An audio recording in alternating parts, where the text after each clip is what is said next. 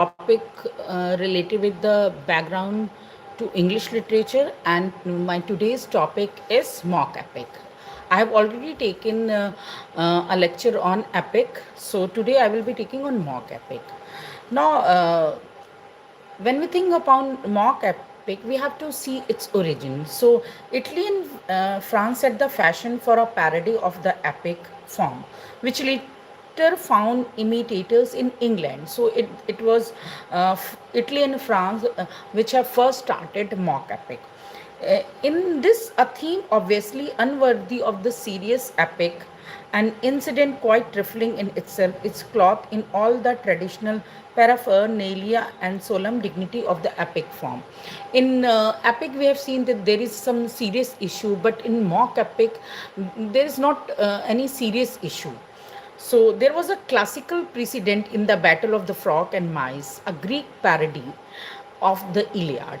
The finest example in English verse is Pope Rape of the Lock, which celebrate an absurdly trivial theme, which is the theft of a lock of hair from a girl's head in the epic manner. Now, this mock epic, the Rape of the Lock, has been prescribed in many universities, in the syllabus of many universities in India. I hope many of you must have read it.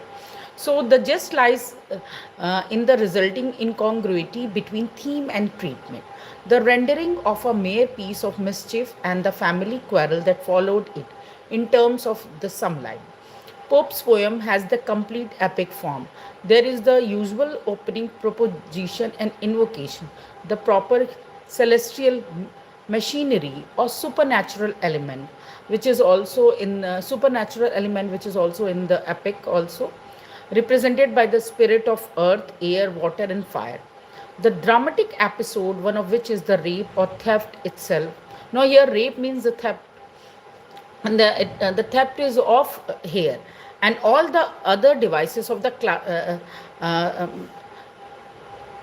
devices of the classical epic. As Hazlitt remarked, uh, the little has been made great, the great little.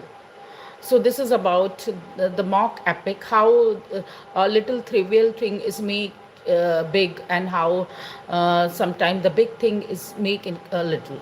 So here is the proposition in the usual epic manner. I will be quoting some line of the epic, mock epic. What dire offense from amorous causes spring? What mighty contest rise from trivial thing? I sing. So in this also there is an invocation. So after this there is an invocation which follows soon after these lines. This verse to Carol Muse is due. This even Belinda may vouchsafe to view. Slight is the subject, but not so the praise. If she inspire and he approves my lay. So then the toilet of the fair Belinda is represented as a mystic religious site in classical fashion. So this was is also one of the characteristic of mock epic. So some of the lines related with this description are, and now unveil the toilet stand displayed, each silver vase in mystic order laid.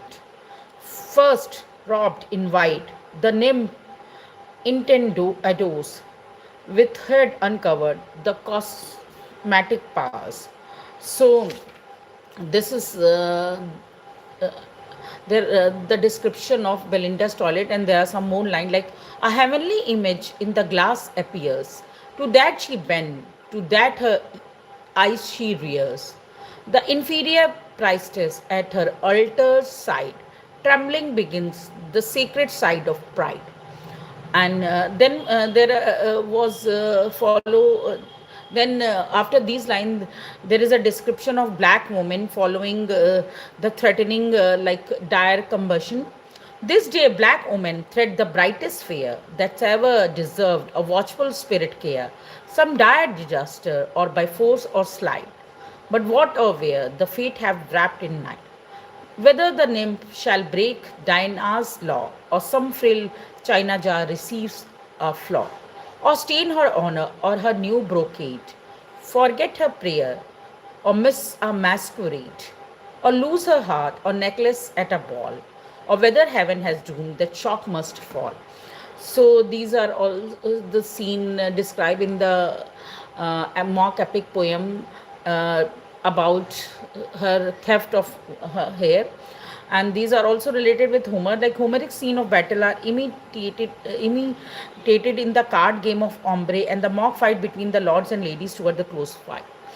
So first, the game is like this. Behold four king, in majesty revered, with hoary whisker and a forky herd, and four fair queen, whose hand sustain a flower, the expressive emblem of their softer power.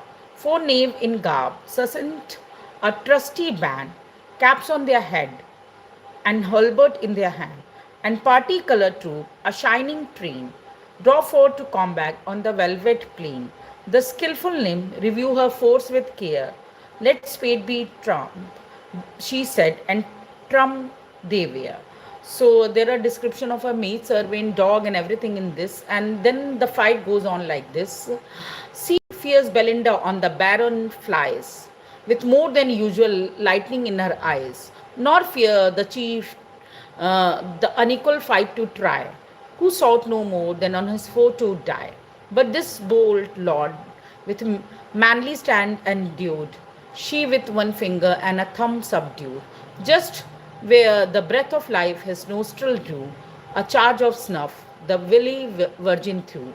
The gnomes direct to every atom just, the pungent giant to every atom just, the pungent giant of titillating dust, sudden with starting tears, each eyes overflow, and the high doom re-echo to his nose.